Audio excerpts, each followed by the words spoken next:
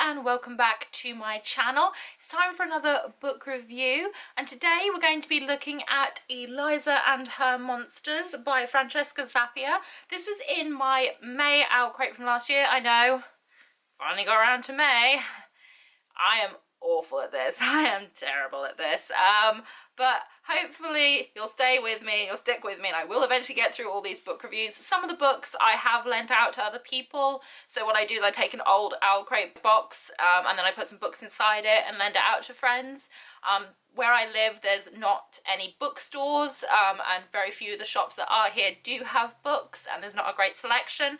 So I like to share out my books to friends and things like that, so they've got new material to read and things like that. So I am slowly catching up, but some of the books I've lent out, so I'm a bit behind, doing reviews and things for them. So hopefully you'll stay with me, and we will dive into Eliza and Her Monsters. In the real world, Eliza Merck is shy, weird, and friendless.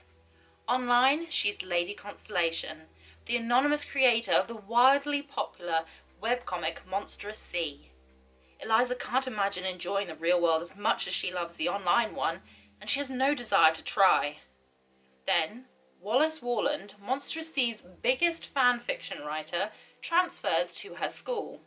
Wallace thinks Eliza is just another fan, and as he draws her out of her shell, she begins to wonder if a life offline might be worthwhile. But when Eliza's secret is accidentally shared with the world, everything she's built, her story, her relationship with Wallace, and even her sanity, begins to fall apart.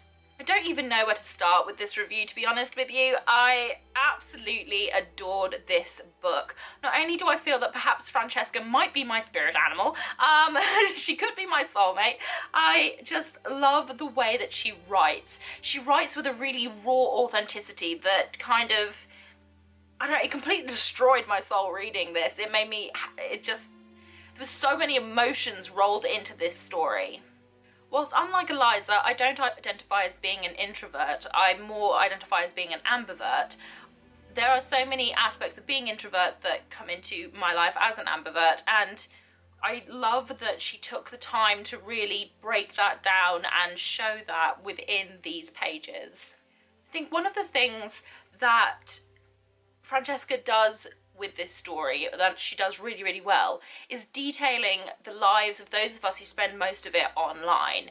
We're often perceived as rude and antisocial and, you know, terrible people who live in the dark, mole people. But it's so far from the truth. It's just some of us do find it easier to interact online rather than in real life. I'm not talking about trolls. Trolls are trolls. They're just terrible people. But I'm just talking about those of us who enjoy the company of others, but on a more online basis rather than in person. And I love that she's shown that we are people, basically. We are people. We're not just living in the darkness, you know, writing online because we don't want to see other human beings. It's not that at all. And it's not that we don't like connections with other people. It's just sometimes it is a little bit easier for us to interact and kind of display our personalities online than it is in real life. You know, and I think that she's done a wonderful, wonderful job of showing that, and showing that just because you haven't met someone in person doesn't actually mean that your relationship or your bond isn't as close as perhaps people who spend all their time physically together. You can spend a lot of time with someone online. I have a lot of my friends are just online friends only that I haven't met in real life. Hopefully I will one day. It'd be fantastic to any of you watching. Hi. But it doesn't mean that they're any less real or any less important because they are only online, and I love that she's brought that to the foreground. Eliza's talent, as well as her relationships with both those in the real world and those online, as well as her familial relationships and you know, the things that she does, the things that she's passionate about, are really well detailed, and a lot of who she is as a person is really relatable to me, and I absolutely adored that. It was something that, it was like reading someone telling a story about you, and I just absolutely adored that so much. I also really like the fact that she broke down what it is like to be an introvert, not just, you know, the kind of, oh, I'm shy and nerdy and I don't, you know, see the sunlight kind of thing. Just actually what an introvert is, and the fact that, you know, you have to take some time away to recharge who you are. And that's not to say that you're you know, that you're antisocial at all. It just means that you as a person, you need to emotionally, mentally recharge a lot more than perhaps someone who is, you know, an extrovert, who love to be around people, who feel worse off when they're alone than when they're with people. When they're with people, that's how they recharge, that's how they feel great about themselves. Introverts are the opposite. They like a time alone to recharge and reconnect with themselves and take time to read and things like that. And as an ambivert, you know, I'm a bit of both. I like small groups of people, but not too many, and I do spend a lot of time alone reading and gaming and filming for you guys. So I love that she really broke down what it was like to be an introvert, and not just this kind of stereotypical, I hate everyone, everyone is terrible, I'm just really shy, but everyone's still terrible. That's not how it is. And I really like that she took the time to highlight how important recharging is for an introvert and how time alone is what's needed. Another thing that was highlighted that I really adored was the fact that sometimes writing something down is 10 times quicker than formulating the words out loud and perhaps vocalizing your thoughts.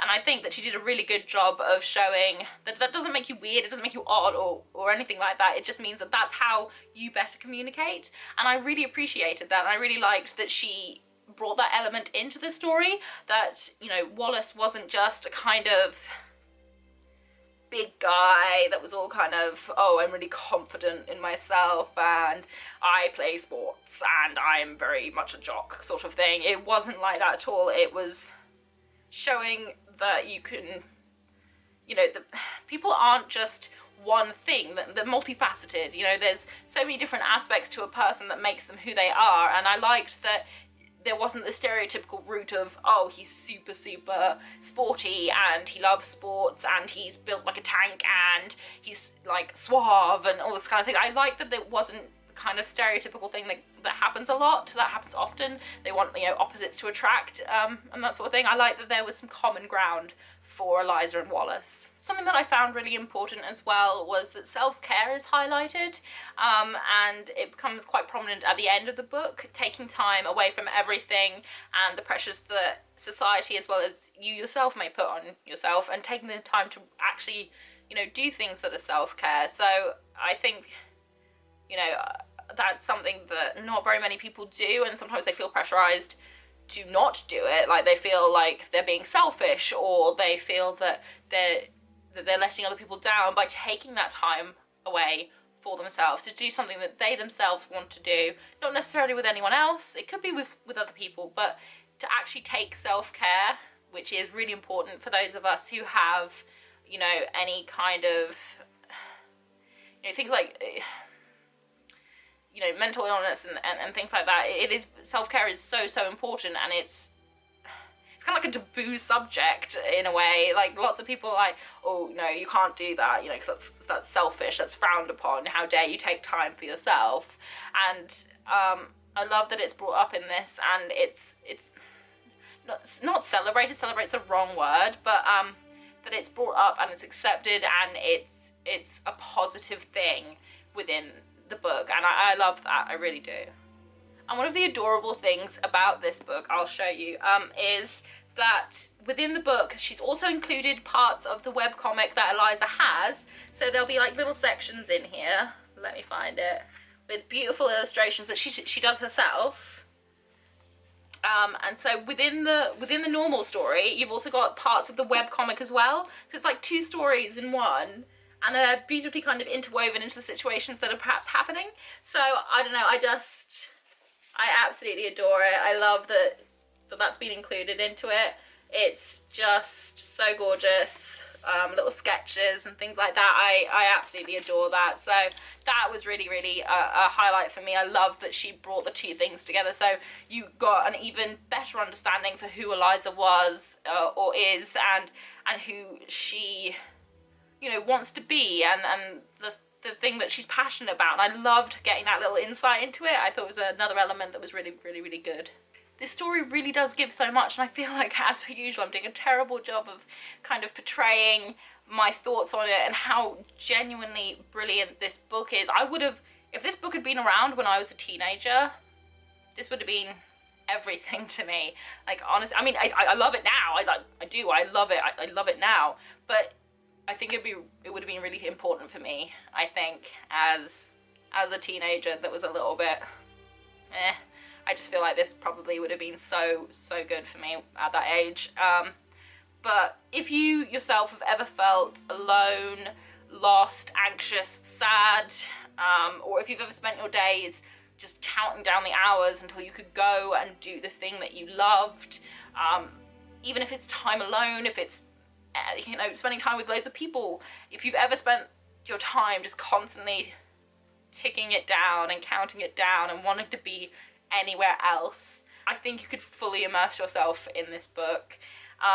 There's passion, there's art, there's humor, there's self-discovery, there is, you know, sadness, there's heartbreak, and there's lots of love and learning about love and learning how to be in a relationship with someone when you're so confident on your own, sort of thing. It's just, oh, it's so good. I loved it. It's just wonderful. Every soul-wrenching second that I spent reading this was worth it, 100%, and I absolutely adored it. And so overall, I mean, after all my ranting on and things, Eliza and Her Monsters by Francesca Zappia gets a 10 out of 10 from me. It is everything I didn't know I needed. Thank you so much for watching this book review. I hope that you've enjoyed it. If you did, please leave me a thumbs up, say hi in the comment section, and if you really want to, please hit that subscribe button. And if you'd like to do that and also hit the notification button, then you'll know when I've uploaded. Whatever you're doing for the rest of the day, I hope you have a fantastic day ahead of you, and I hope to see you again very, very soon. Bye!